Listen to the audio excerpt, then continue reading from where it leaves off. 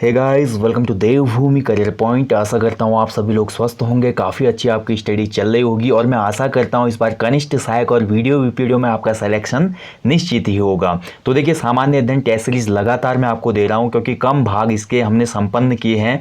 Last हमने देखा, देखिए भाग 60 में हमने एंशियंट हिस्ट्री के क्वेश्चनों को देखा था, 61 में हमने मध्यकालीन भारत के क्वेश्चनों को देखा था और आज भाग 62 में हम देखेंगे मॉडर्न इंडिया के बहुत ही महत्वपूर्ण 40 एमसीक्यूज को। बिल्कुल भी स्किप नहीं करना है, एक एक क्वेश्चन महत्वपूर्ण है और यहाँ पर आपको समय देने का मतलब ये है कि आप एग्जाम की प्रिपरेशन बहुत अच्छे से कर रहे हैं और यहाँ पर अगर 40 मार्क्स में से 35 प्लस कर रहे हैं तो आपका मॉडर्न हिस्ट्री का जो पोर्शन है बहुत मजबूत हो चुका है, मान के चलिए। इसके अलावा चैनल पर जितने भी टेस्ट सीरीज चल रहे हैं उनको फॉलो कीजिएगा, हिंदी का हो, कंप्यूटर हो, उत्तराखंड जीके है और निश्चित परीक्षा वाले महाकुंभ में गोते लगाना ना भूलें, ठीक है।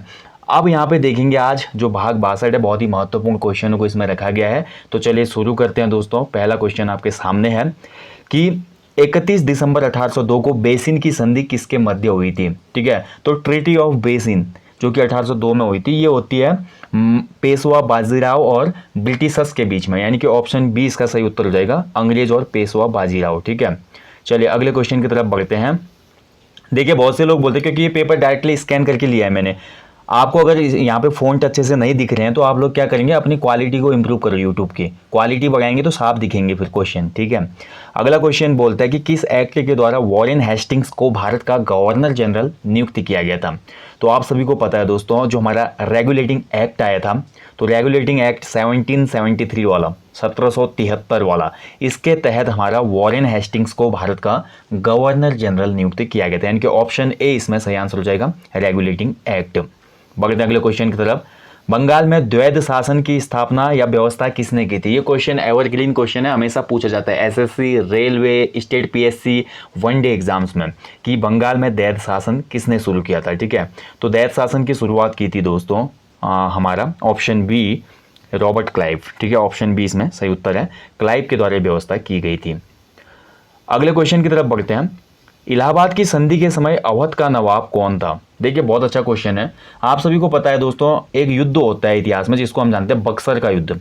बक्सर के युद्ध के बाद 1765 में हमारा इलाहाबाद की संधि होती है, या इलाहाबाद की संधि इसको हम बोलेंगे। इलाहाबाद की संधि होती है बिटवीन ब्रिटिशर्स एंड सुजाउद्दौला, यानी कि ऑप्शन डी इसमें सही आंसर है, सुजाउद्दौला, ठीक है।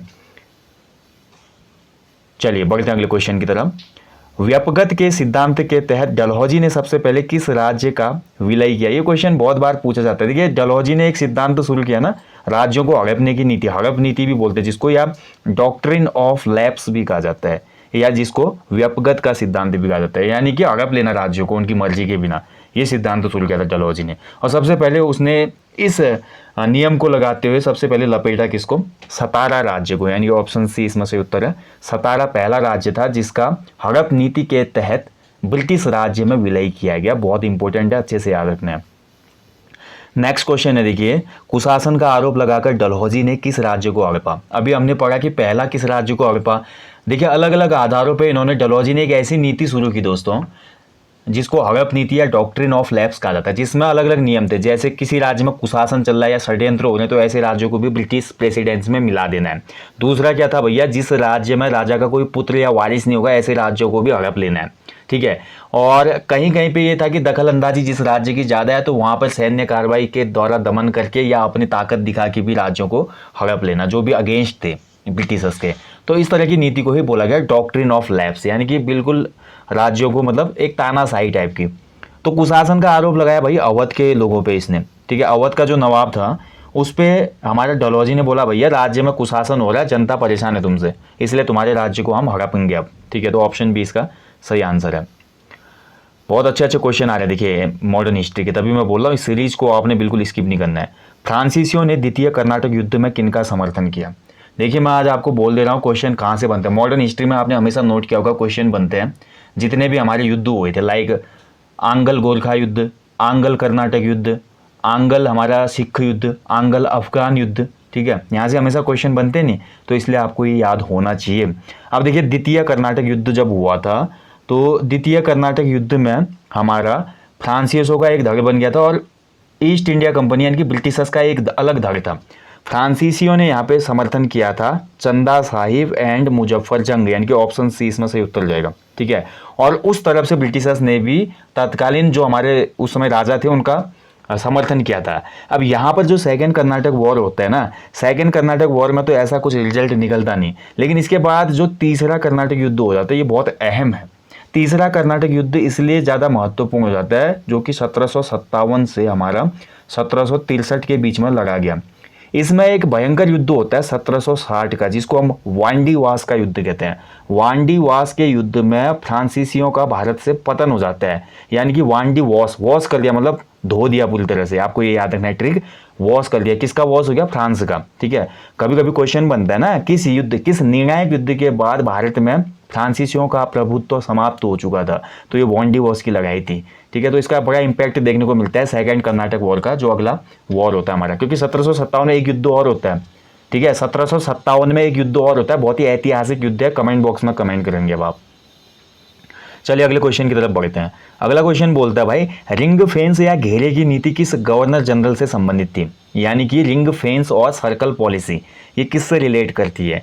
तो ये सबसे पहले रिंग फेंस, मैंने अभी बोला ना, अलग अलग गवर्नर जनरल आए और अपने टाइम पे नियम कानून बनाए। कोई रिंग फेंस की नीति बना रहा था ब्रिटिश साम्राज्य को बचाने के लिए, कोई भैया हड़प नीति का सहारा ले रहा था ब्रिटिश साम्राज्य को बचाने के लिए, कोई ऐसे भी थे जिन्होंने सहायक संधि का यहाँ पर सहारा लिया था। ठीक है, सहायक संधि भी करे थे बहुत लोग, युद्ध न करते हुए शांति से। तो ऐसी कुछ चीज़ें हो रही थी उसमें ब्रिटिश शासन को बढ़ाने के लिए या बचाने के लिए।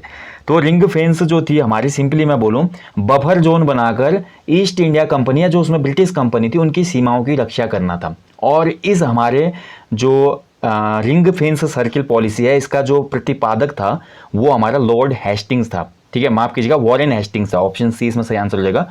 ये वॉरेन हेस्टिंग्स की नीति थी। क्वेश्चन ऐसे भी बन जाते हैं, वॉरेन हेस्टिंग्स, इससे संबंधित रिंग फेंस नीति, डलहौजी व्यापगत नीति, सहायक संधि, लॉर्ड वेलेस्ली, ऐसे क्वेश्चन बनते हैं। तो आपको सभी याद होने चाहिए किससे संबंधित क्या था। नेक्स्ट क्वेश्चन पूछता है, देखिए, पंजाब का जो विलय हुआ था वो कब हुआ था ब्रिटिश एम्पायर में? बहुत अच्छा क्वेश्चन है। तो पंजाब विलय होता है भैया 1849 में। ठीक है, 1849 में पंजाब का विलय होता है। देखिए, हम एक क्वेश्चन हमेशा पढ़ते हैं लॉर्ड डलहौजी से। डलहौजी के टाइम पे पंजाब विलय हुआ था, भारत में रेल सेवा शुरू हुई थी, भारत में डाक सेवा शुरू हुई थी, बहुत सी चीज़ें लॉर्ड डलहौजी के टाइम पीरियड पे हुई थी। उत्तराखंडी इतिहास के परिप्रेक्ष्य में भी हम पढ़ते हैं, लॉर्ड डलहौजी जो था वो कमिश्नर हेनरी रैमजे का चचेरा भाई था। तो जब ऊपरी गंगा नहर का निर्माण पूरा हो गया था तो 1854 में उसका उद्घाटन करने के लिए लॉर्ड डलहौजी हरिद्वार भी आया था। ठीक है, तो बहुत सी हम इंटरेस्टिंग बातें उत्तराखंड इतिहास जो कोर्स हमारा है उसमें पढ़ते हैं, है ना। तो ये महत्वपूर्ण पॉइंट है, इनको याद रखना है आपने। अगला क्वेश्चन बोलता है भाई, किस गवर्नर जनरल के समय मैकाले ने आधुनिक शिक्षा की नींव रखी थी? तो लॉर्ड मैकाले भैया, अंग्रेजी शिक्षा की शुरुआत की इसने, आधुनिक शिक्षा की शुरुआत की भारत में। ठीक है, तो लॉर्ड मैकाले ने दोस्तों, अब उसका टाइम पीरियड देखिए 1835 है जब ये शिक्षा का लॉर्ड मैकाले वाला लास्ट में विवरण पत्र आता है। लॉर्ड मैकाले की अनुशंसा 1833 में ही की जाती है, लेकिन उसका जो विवरण पत्र आता है ब्रिटिश एम्पायर के लिए, भैया ये रिपोर्ट है, मैंने तैयार कर लिया, आप इसको देख लो, ऐसी तरह की शिक्षा भारत में इम्प्लीमेंट होना चाहिए, ये चीज़ें होनी चाहिए करके लॉर्ड, उस समय जो हमारा था लॉर्ड विलियम बेंटिक था। ठीक है, बेंटिक को ये पत्र भेज देता है कौन? मैकाले। और बेंटिक की बात करता है तो मैं बेंटिक का जो टाइम पीरियड था वो 1828 टू 1835 है। ठीक है, 1828 से 1835। तो आपको यहाँ पे ये ऐसे भी कनेक्ट करना है, तभी कुछ कुछ महत्वपूर्ण जो गवर्नर जनरल हैं उनके समय काल को भी आपने याद रखना आवश्यक है, इसलिए आप पेपर में प्रश्न बिल्कुल सही कर पाएंगे। ठीक है, तो ध्यान रखिए। अब लॉर्ड विलियम बेंटिक का नाम आते ही हमें एक भारत में कुप्रथा थी जिसका इसने अंत किया, सती प्रथा, कई बार बनता है सती प्रथा, ठगी प्रथा, इनका अंत करने वाला लॉर्ड विलियम बेंटिक ही था। ठीक है, बेंटिक के टाइम पीरियड पे ही हमारे भारत में क्या होता है, एक महत्वपूर्ण संगठन बनता है जिसको हम ब्रह्म समाज के नाम से जानते हैं। अगला क्वेश्चन है, देखिए, नेपाल के साथ सिंगोली संधि कब की गई? देखिए, ये क्वेश्चन में तो बहुत लोग कंफ्यूज रहे होंगे। अब इसका वास्तविक उत्तर क्या होना चाहिए? अगर ये क्वेश्चन उत्तराखंड के परिप्रेक्ष्य में भी बनेगा आगामी परीक्षाओं में, तो इसका वास्तविक उत्तर क्या होगा? 1815 भी है, 16 भी है, दोनों वर्ष यहाँ पे संगोली संधि तो हुई है। लेकिन यहाँ पर ये देखा जाएगा दोस्तों, जो हमारा ऑफिशियल तौर पे संधि को एक्सेप्ट किया गया है बोथ साइड्स, यानी कि बोथ साइड मतलब जिन दोनों के बीच में हुई है, तो वही ईयर यहाँ पे ऑफिशियली सही माना जाएगा। And the right answer is 1816। 1816 में नेपाल राज्य ने संगोली संधि की पुष्टि की थी। ठीक है, ये हम उत्तराखंड के इतिहास में पढ़ते हैं गोरखा शासन में, इसलिए यहाँ पे राइट आंसर हो जाएगा 1816 ना कि 1815। 1815 में जो तत्कालीन हमारे संगौली संधि होती है ना, जैसे कि अल्मोड़ा में जो थे उसमें गोरखा सूबा या हमारे अन्य जगहों पे जो गोरखा सूबा थे वो यहाँ पे राजपाट ब्रिटिशर्स को सौंप के देश चले जाते हैं। लेकिन नेपाल का राजा बोलता है भैया किसकी अनुमति से तुमने संगौली संधि की, तुमने यहाँ तो कोई लेटर भेजा ही नहीं और तुम अपनी मनमर्जी से संगौली संधि करके आ गए, तो हम इसको नहीं मानेंगे। ठीक है, लेकिन फिर सिक्किम के रास्ते चढ़ाई की जाती है हमारा नेपाल पे और काठमांडू के काफ़ी नज़दीक पहुंच जाते हैं ब्रिटिश सैनिक, तो फिर डर जाते हैं काठमांडू के उस समय के जो प्रधानमंत्री वगैरह थे, वो बोलते हैं भैया अब ये नेपाल भी हमारे हाथ से जाएगा, इसलिए क्या करेंगे आप जल्दी साइन करो, जल्दी बुलाओ सबको। तो 1816 में ऑफिशियली मार्च में हमारा संगौली संधि को अडॉप्ट किया जाता है नेपाल के द्वारा, तो 1816 राइट आंसर होगा। ओके, नेक्स्ट देखिए, अंग्रेजों ने सर्वप्रथम अपना कारखाना कहाँ पे खोला था, ये तो बच्चे वाला क्वेश्चन है, कक्षा 6, 7, 8 से हम पढ़ते आ रहे हैं। भारत में ब्रिटिशर्स ईस्ट इंडिया कंपनी की स्थापना होती है 1600 ईस्वी में। ठीक है, और ईस्ट इंडिया कंपनी दोस्तों हमारा पहला जो कारखाना खोलती है वो सूरत में खोलती है। हालांकि बहुत सी बुक में 1607, 1608 दिया है, लेकिन ऑफिशियली तौर पे अगर हम बात करें जब हमारा हॉकिंस आता है और जहांगीर से अनुमति लेता है वो, और फाइनली 11 जनवरी 1613 को ऑफिशियली तौर पे इस कंपनी को मान्यता प्राप्त होती है। ठीक है, तो ऑप्शन सी राइट आंसर सूरत। नेक्स्ट क्वेश्चन बोला जा रहा है कि श्रीरंगपट्टनम की संधि कब हुई थी। देखिए बहुत महत्वपूर्ण क्वेश्चन है श्रीरंगपट्टनम की संधि। तो आपको अभी मैंने क्या बोला, आंगल मैसूर युद्ध, आंगल कर्नाटक युद्ध, आंगल सिख युद्ध सब याद होने चाहिए, तभी तो ये पता चलेगा। तो जो हमारा श्रीरंगपट्टनम की संधि हुई थी ये तृतीय आंगल युद्ध के बाद हुई थी, तृतीय आंगल मैसूर युद्ध। आंगल मैसूर या आंगल कर्नाटक युद्ध 4 लड़े गए थे भाई, कितने, 4। ठीक है, तो 1792 में श्रीरंगपट्टनम की संधि होती है। इसके बाद चौथा आंगल मैसूर युद्ध होता है जिसमें 1799 में टीपू सुल्तान मारा जाता है। ठीक है, और यहीं पे क्या हो जाता है, ब्रिटिशर्स के हाथ लग जाते हैं मैसूर की पूरी जो भी शासन था। तो ये आपको याद होनी चाहिए, बहुत इंपॉर्टेंट पॉइंट है, यहाँ से क्वेश्चन हमेशा बनते हैं। तो श्रीरंगपट्टनम की संधि कब हुई, 1792। अगला क्वेश्चन बोलता है कि प्रथम आंगल मराठा युद्ध कब हुआ है, तो बहुत बार पूछा गया है। प्रथम आंगल मराठा युद्ध हुआ, देखिए एक और नया आ गया, 1775 से 1782, 1775 टू 1782 ये हुआ था प्रथम आंगल मराठा युद्ध। कभी कभी क्वेश्चन बनता है प्रथम मराठा युद्ध किस संधि के बाद समाप्त हुआ, तो ट्रीटी ऑफ सालबाई होती है इसमें। ऑप्शन आप कभी बनेगा तो आपको याद रखना कि ट्रीटी ऑफ सालबाई के तहत पहला आंगल मराठा युद्ध समाप्त हो गया था। चलिए नेक्स्ट क्वेश्चन की तरफ बढ़ते हैं। भारतीय नागरिक सेवा का जनक किस गवर्नर जनरल को कहा जाता है। तो देखिए दोस्तों, एक मेरे को यहाँ पे मैंने बहुत से क्वेश्चन देखे इसमें ना, और यही प्रॉब्लम आज की डेट में हमारे उत्तराखंड में कैंडिडेट्स को हो रही है। क्या प्रॉब्लम हो रही है ऑनलाइन एग्जाम में कि इंग्लिश में क्वेश्चन कुछ और होता है और हिंदी में ट्रांसलेशन कुछ और है। यहाँ पर हिंदी में बिल्कुल सही है क्वेश्चन, लेकिन इंग्लिश में ट्रांसलेशन कुछ और है। देखिए, भारतीय नागरिक सेवा का जनक किस गवर्नर जनरल को कहा जाता है, तो यहाँ पे इंग्लिश में देखिए name of the governor general who is known as the founder of Indian public service, जबकि इसका शुद्ध रूप होना चाहिए इंडियन सिविल सर्विस, है ना। और यही हमारा क्या होता है, कभी कभी गूगल ट्रांसलेट की वजह से इंग्लिश का क्वेश्चन तो सही होता है, ऑनलाइन एग्जाम में मैंने देखा है कि हिंदी का जो रूपांतरण होता है, अनुवाद होता है, वो बहुत बेहद खराब होता है, जिससे कैंडिडेट समझे। इसका हालिया एग्जाम्पल मैं दूँ तो अभी जो अकाउंटेंट का एग्जाम हुआ है, लेखा अकाउंटेंट का एग्जाम हुआ था ना 12 से 14 सितंबर, उसमें इतनी डिफिकल्ट लैंग्वेज आई थी कि बहुत से लोगों ने उस पेपर को चैलेंज कर दिया है आयोग का कि बहुत हार्ड लेवल, बहुत हाई लेवल का क्वेश्चन पेपर आपने सेट किया था। और इसका मेन मुद्दा यही है कि जो ट्रांसलेशन उसमें मेथड यूज की गई है, डिफिकल्ट लैंग्वेज जो हमारे यूज की गई है, और जो गलत भी है ट्रांसलेशन। इसलिए हिंदी इंग्लिश बोथ वहाँ पे एग्जामिनर जब पेपर सेट करते हैं उनको वहाँ पे बैठना चाहिए ट्रांसलेशन करने की बजाय। तो भारत में देखिए हमारा father of Indian civil services बोला जाता है हमारा लॉर्ड कॉर्नवालिस को। ठीक है, ऑप्शन सी इसमें सही उत्तर है। कॉर्नवालिस ने भैया सिविल सेवा शुरू की थी भारत में। अगला देखिए, प्रथम सहायक संधि किस राज्य के साथ की गई थी, तो पहली जो सब्सिडरी अलायंस था वो हमारा स्टेट, कौन सा स्टेट था जिसने शुरू की, तो ये हमारा हो जाएगा हैदराबाद। ठीक है, सहायक संधि को शुरू करने वाला या अपनाने वाला पहला राज्य था हैदराबाद का, निज़ाम ने अपनाया इसको। सार्वजनिक निर्माण विभाग की स्थापना किस गवर्नर जनरल ने की थी, यानी कि पीडब्ल्यूडी, पब्लिक वर्क्स डिपार्टमेंट। तो देखिए पीडब्ल्यूडी हो हमारा रेल सेवा, डाक सेवा, पंजाब विलय, ये सभी लॉर्ड डलहौजी के टाइम पीरियड पे हुआ, यानी कि ऑप्शन बी। ठीक है, लॉर्ड डलहौजी। अगला क्वेश्चन बोलता है कि कलकत्ता में उच्चतम न्यायालय की स्थापना किस एक्ट के तहत की गई। हमेशा एवरग्रीन क्वेश्चन है, हर तीसरे एग्जाम या दूसरे एग्जाम में बनता है क्वेश्चन। रेगुलेटिंग एक्ट जो आया था 1773, इसके तहत कलकत्ता में एक उच्चतम न्यायालय की स्थापना की गई थी। नेक्स्ट क्वेश्चन है, देखिए महाराजा रणजीत सिंह ने अमृतसर की संधि कब और किसके साथ की थी? तो रणजीत सिंह और ब्रिटिशर्स के बीच में ये संधि हुई थी 1809 में, यानी कि ऑप्शन सी इसका सही उत्तर है। भारत में प्रथम रेलवे लाइन कब बनी थी? देखिए थोड़ा यहाँ पे दिक्कत है इस क्वेश्चन में, यहाँ पे बोल रहा है कि रेलवे लाइन कब बनी थी। यहाँ पे क्वेश्चन ये नहीं पूछा जा रहा कि भारत में पहली रेल कब चली थी। अगर भारत में पहली रेल कब चली थी क्वेश्चन होता तो 16 अप्रैल 1853, ठीक है, 16 अप्रैल 1853 में भारत में पहली रेल चली थी बम्बई से ठाणे तक।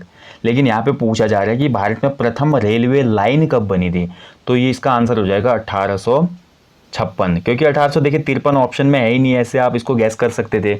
1856 में मद्रास रेलवे के द्वारा, ठीक है ध्यान के, मद्रास रेलवे के द्वारा हमारा 63 मील का एक रूट तैयार किया गया था, ठीक है, जो कि भारत की पहली रेलवे लाइन मानी जाती है। ये बहुत महत्वपूर्ण है, बहुत कम लोगों को इसका पता है।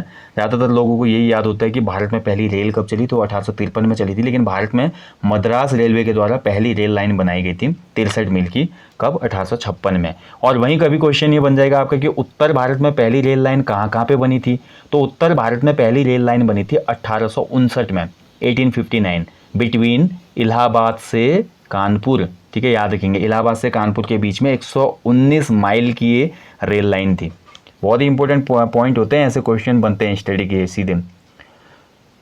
1857 के विद्रोह को किसने सैनिक विद्रोह कहा था? बहुत अच्छा क्वेश्चन है, ठीक है, तो किसने बोला था? तो वास्तविक रूप में देखा जाए तो 1857 का विद्रोह एक सैनिक विद्रोह था, एंड ये स्टेटमेंट दी थी, the right answer is option A, Benjamin Disraeli ने, ठीक है, तो डिज़राएली ने बोला भैया सैनिक विद्रोह था। देशी राज्यों के साथ तटस्थता की नीति का पालन किसने किया था? बहुत अच्छा क्वेश्चन है, ठीक है, यानी कि नॉन इंटरवेंशन, तो नॉन इंटरवेंशन जो पॉलिसी थी इसका पालन किसने किया था दिए गए विकल्पों में? और इसका राइट आंसर था ऑप्शन सी, जॉन सोर, ठीक है, तो जॉन सोर के टाइम पे ये तटस्थता की नीति का पालन किया गया था। अगला क्वेश्चन है, देखिए बराबर संघ की नीति कब से कब तक बनी रही, यानी कि इक्वल फेडरेशन, ठीक है, तो पॉलिसी ऑफ इक्वल फेडरेशन या फेडरल भी बोल सकते हैं इसको। तो ये नीति बनी थी हमारी, जो हमारा भारत शासन अधिनियम आया था 1935 वाला, तो भारत शासन अधिनियम से यही तो हुआ था ना, केंद्र राज्य वाला सीन हो गया था, तो 1947 यानी कि देश आज़ाद होने तक यही चलता रहा, तो 1935 से 47, ऑप्शन सी सही उत्तर है इसका। नेक्स्ट देखिए, भारतीय कानूनों को संहिताबद्ध करने के लिए किस चार्टर अधिनियम के द्वारा विधि आयोग की स्थापना की गई? बहुत अच्छा क्वेश्चन है। तो भारत में देखिए विधि आयोग की स्थापना की गई थी चार्टर एक्ट 1833, ऑप्शन बी इसमें सही आंसर है, चार्टर एक्ट 1833, 1833। चलिए अगले क्वेश्चन की तरफ बढ़ते हैं। ईस्ट इंडिया कंपनी का व्यापार पर एकाधिकार किस एक्ट के द्वारा खत्म हुआ? तो मोनोपोली जो थी हमारी ईस्ट इंडिया कंपनी की ट्रेड पे, उसको खत्म कर दिया गया था चार्टर एक्ट 1833 के द्वारा, ऑप्शन डी इसका सही उत्तर है, चार्टर एक्ट 1833, ठीक है, बहुत महत्वपूर्ण क्वेश्चन है, इसको आप अच्छे से याद रखें, बनता है क्वेश्चन कई बार। नेक्स्ट है देखिए, इनमें से कौन सा सुमेलित है, यानी कि सही स्टेटमेंट कौन सी है ये बताना है आपने। सही जो है, स्थायी बंदोबस्त टॉमस मुनरो, बिल्कुल गलत है, स्थायी बंदोबस्त हमारा लॉर्ड कॉर्नवालिस, ठीक है, ध्यान रखेंगे, ठीक है। ऑप्शन बी बोलता है महालवाड़ी भूमि व्यवस्था मार्टिन बर्ड, ये भाई बिल्कुल सही है, मार्टिन बर्ड ने ही महालवाड़ी भूमि व्यवस्था शुरू की थी। रैयतवाड़ी भूमि व्यवस्था लॉर्ड कॉर्नवालिस, ये गलत है, रैयतवाड़ी भूमि व्यवस्था का जनक माना जाता है टॉमस मुनरो को, यानी कि जो ऑप्शन ए में दिया है, यानी कि ए भी गलत है, सी भी गलत है, तो ऑप्शन बी इसमें सही उत्तर हो जाएगा, महालवाड़ी भूमि व्यवस्था शुरू की थी मार्टिन बर्ड ने, ठीक है। अगला देखिए, who was the governor general when Sindh was dissolved, ठीक है, ये बहुत अच्छा क्वेश्चन है।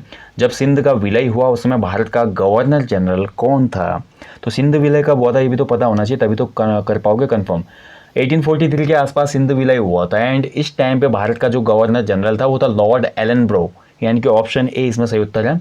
लॉर्ड एलनब्रो के टाइम पीरियड पे एक और अच्छी चीज़ हुई थी दोस्तों, 1843 में ही दास प्रथा पर अंकुश लगाया गया था, ठीक है, दास प्रथा जो चल रही थी भारत में उस पर भी अंकुश। कभी क्वेश्चन बनता है कि भारत में दास प्रथा का उन्मूलन या अंकुश किस गवर्नर जनरल के टाइम पीरियड पे लगा था, एंड राइट आंसर इसका लॉर्ड एलनब्रो। चलिए नेक्स्ट क्वेश्चन की तरफ बढ़ते हैं। प्रेस की सेंसर व्यवस्था का आरंभ किसने किया था? बहुत अच्छा क्वेश्चन है ये भी, ठीक है। तो देखिए, जो arrangement of censorship of the press थी भारत में, ये शुरू की थी लॉर्ड वेलेस्ली ने, यानी कि ऑप्शन इसमें सही आंसर है वेलेस्ली, ठीक है, बंगाल का शेर भी बोलता था ये खुद को। अफगानिस्तान के प्रति कुशल अकर्मण्यता किसकी नीति है? बहुत ही अच्छा क्वेश्चन है, देखिए इसको समझना है आपने। अफगानिस्तान के प्रति कुशल अकर्मण्यता किसकी नीति है? अकर्मण्यता की नीति बोला जा रहा है यहाँ पे, ठीक है, यानी कि इसको हम सीधे सीधे बोलेंगे पॉलिसी ऑफ मास्टरली इनएक्टिविटी।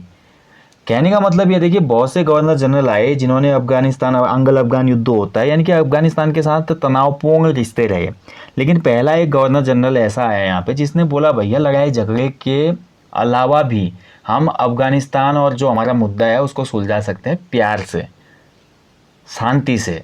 ये बात बोली गई थी उसमें जॉन लॉरेंस के द्वारा, ठीक है, ऑप्शन बी, तो इसलिए इसका राइट आंसर है ऑप्शन बी, जॉन लॉरेंस।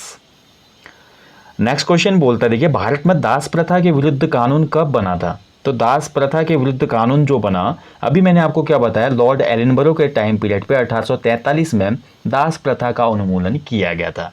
अब आप कनेक्ट कर सकते थे, तो इसका जो चार्टर नियम आया या इसका जो एक्ट आया वो 1833 के एक्ट में आया, ठीक है, यानी कि 1833 राइट आंसर है इसमें। 1833 का जो एक्ट था उसमें बोला गया कि दास प्रथा को एबॉलिश किया जाए भारत से। अगला क्वेश्चन देखिए, मंगलौर की संधि से कौन सा युद्ध समाप्त हुआ? देखिए फिर से आ गए, ये संधियाँ इतनी हैं, इतने युद्ध हैं अंगल वाले जिनको आपने याद करने होंगे।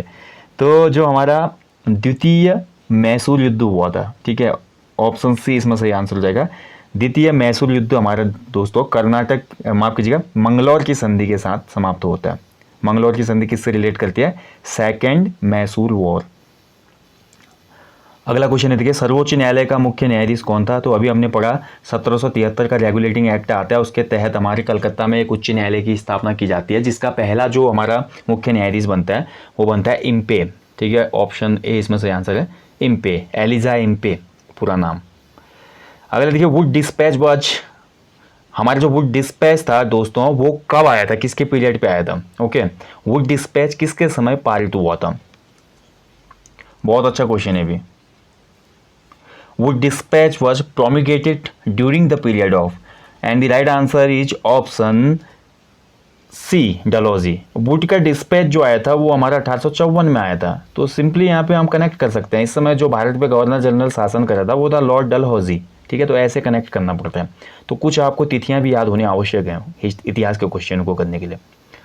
ये बहुत इंटरेस्टिंग क्वेश्चन है, देखिए, which local state first adopted the European military training, ठीक है, तो ये क्वेश्चन कहीं ना कहीं देखिए बहुत अलग टाइप का क्वेश्चन है। और यूरोपीय सैनिक प्रशिक्षण सबसे पहले किस देशी राज्य ने अपनाया था? तो ये था हैदराबाद, ऑप्शन बी इसका सही आंसर हो जाएगा, हैदराबाद। अगला क्वेश्चन बोलता है, भारत सचिव के पद का सृजन किस एक्ट में किया गया था? देखिए बहुत महत्वपूर्ण है, 1857 की जब क्रांति होती है ना, उसके बाद जो 1858 वाला एक्ट आता है, क्राउन एक्ट, इस एक्ट के तहत भारत सचिव के पद का सृजन किया जाता है, यानी कि 1858, ऑप्शन बी इसमें सही आंसर है, 1858, ठीक है, क्राउन का एक्ट भी बोलते हैं इसको, बहुत इंपॉर्टेंट है। नेक्स्ट क्वेश्चन भी बहुत इंपॉर्टेंट है, देखिए बहुत ही रिफ्रेश, एक बोल सकते हैं अलग टाइप का क्वेश्चन है ये। किसने कहा था कि यूरोप के एक अच्छे पुस्तकालय की एक अलमारी का तख्ता भारत और अरब के समस्त साहित्य से अधिक मूल्यवान है? तो ये स्टेटमेंट थी भैया हमारी मैकाले की, ऑप्शन डी इसमें सही उत्तर है, मैकाले। देखिए मैकाले को मैंने अभी आपको बोला ना, 1833 में जो मैकाले को हमारा उच्च शिक्षा का जो घोषणा पत्र या प्रपत्र बनता है उसके लिए अपॉइंटेड किया गया था। उसने अपनी रिपोर्ट 1835 में दी, मैकाले चार्टर भी बोलते हैं इसको, भारतीयों के लिए यहाँ पे शिक्षा व्यवस्था, उच्च शिक्षा की बात बोली गई इसमें। तो मैकाले ने पाया कि यहाँ पे जो शिक्षा का स्तर है वो बहुत निम्न है। उस समय देखा जाए तो पश्चिमी साहित्य अपने चरम पे था, एक से एक किताबें लिखी जा चुकी थी, लेकिन यहाँ पे शिक्षा की दशा ऐसी थी कि कुछ लोग ही कर पाते थे जो बाहर देशों में पढ़ के आते थे। तो इसीलिए मैकाले ने ये बोला था कि यूरोप का एक जो अच्छी लाइब्रेरी है ना यूरोप की, उसका एक तख्ता भी, मतलब जो वहाँ पे फर्नीचर है एक छोटा सा तख्ता, वो भारत और अरब के समस्त साहित्य से भी अधिक मूल्यवान है, ये बोला उसने। गलत तो नहीं बोला, इस स्टेटमेंट को मैं गलत नहीं बोलूँगा। हालांकि हमारी भगवत गीता के सामने कोई भी स्टेटमेंट नहीं टिकते हैं देखा जाए तो, क्योंकि सनातन धर्म में बोला गया है कि जो भगवत गीता है वह सभी चीज़ों का सोर्स है, ऐसा बोला गया है ना।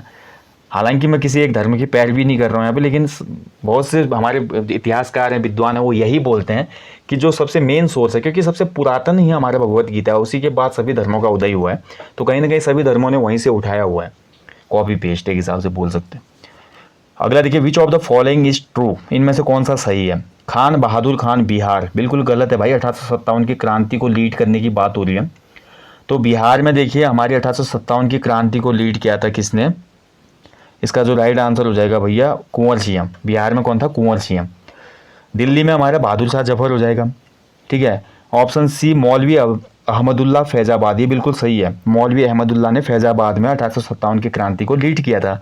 बख्त खान बरेली, ये भी गलत है। बरेली में भैया हमारे कौन थे, खान बहादुर खान, ठीक है। तो ऑप्शन सी इसमें सही हो जाएगा। चलिए बढ़ते हैं अगले क्वेश्चन की तरफ। रानी लक्ष्मीबाई कब वीरगति को प्राप्त हुई थी, अच्छा क्वेश्चन है। देखिए डेट अगर देखते हैं हम ऑफिशियली विकीपीडिया में देखें या बहुत सी किताबों में देखें तो 18 जून दिया हुआ है। 18 जून 1858, ये बिल्कुल सही है। 18 जून 1858, लेकिन कहीं भी ऑप्शन में 18 जून है नहीं। सबसे क्लोज जो विकल्प है 17 जून पड़ता है, लेकिन ये सही नहीं है। आगे से याद रखेंगे, अगर कभी भी क्वेश्चन आएगा कि रानी लक्ष्मीबाई वीरगति को कब प्राप्त होती हैं, तो राइट आंसर हो जाएगा 18 जून 1858। 39वां क्वेश्चन बोलता भैया इनमें से कौन सा गलत है, एक इनकरेक्ट है इसमें से। बुद्धू भगत कोल विद्रोह या कोल बगावत, बिल्कुल सही है। सिद्धू और कान्हा संथाल विद्रोह, सही है। शरीयतुल्लाह फराजी आंदोलन, बिल्कुल सही है। खासी विद्रोह जो होता है टीटू मीर, गलत है भाई। खासी विद्रोह हुआ था तीरथ सिंह के नेतृत्व में। किसके नेतृत्व में, तीरथ सिंह। और ये 1830 से 33 के मध्य हुआ था हमारा पूर्वोत्तर क्षेत्र में। खासी जयंतियाँ जो पहाड़ियाँ हमारी पूर्वोत्तर में है ना भारत की, वहीं ये विद्रोह हुआ था। लास्ट क्वेश्चन है देखिए, घसीटी बेगम और शौकत जंग निम्न में से किस नवाब के शत्रु थे। देखिए बहुत अच्छा क्वेश्चन बन गया, और ये डायरेक्टली क्वेश्चन बना है सिराजुद्दौला से, ऑप्शन बी, ठीक है। तो घसीटी बेगम और शौकत जंग दोस्तों ये हमारे सिराजुद्दौला के शत्रु थे। हालांकि आपस में रिलेटिव्स थे, लेकिन बाद में कुछ ऐसी घटनाएं हो जाती हैं, क्योंकि आपको पता ही है सत्ता का संघर्ष हमेशा चलता रहा भारत के इतिहास में, तो ऐसा ही कुछ हो जाता है। घसीटी बेगम चाहती हैं कि कोई और राजा बने, नवाब बने, लेकिन सिराजुद्दौला चाहता है कि नहीं मैं बनूं। और घसीटी बेगम की कुछ करतूतों का पता भी चलता है सिराजुद्दौला को, इसलिए सिराजुद्दौला घसीटी बेगम का जिस व्यक्ति से अफेयर होता है उसको मरवा देता है बीच बाजार में, ठीक है। बहुत बड़ी कहानी है ये, और जिसके तहत क्या होता है कि घसीटी बेगम और ये दोनों फिर आपस में बहुत भयंकर वाले दुश्मन बन जाते हैं, ठीक है। तो ऑप्शन बी इसका सही आंसर है, सिराजुद्दौला। इतिहास बहुत बड़ा है, इतिहास को अगर आप जानेंगे, तभी मैं बोलता हूँ कि इतिहास को देखने की कोशिश करनी चाहिए। इतिहास को जानने से बेहतर है कि देखने की कोशिश, मतलब खुद को उसमें इन्वॉल्व करके जानना है कि कैसा उसमें इतिहास रहा होगा, फील करना है, तब जाके इतिहास आपको बहुत लंबे समय तक याद रहेगा। यही सबसे बड़ी स्ट्रेटजी होती है इतिहास को पढ़ने की, ठीक है। तो दोस्तों आज का सेशन कैसा लगा, अच्छा लगा तो लाइक करना, शेयर करना ना भूलें। जल्दी मिलेंगे आपको, अपना ध्यान रखिएगा, अच्छे से स्टडी करना, खूब रिवीजन करो और खूब सारे प्रैक्टिस सेट लगाओ अभी, और ओल्ड पेपर्स करो क्योंकि एग्ज़ाम काफ़ी क्लोज हैं। So thank you for watching, अपना ध्यान रखें। जय हिंद, जय उत्तराखंड।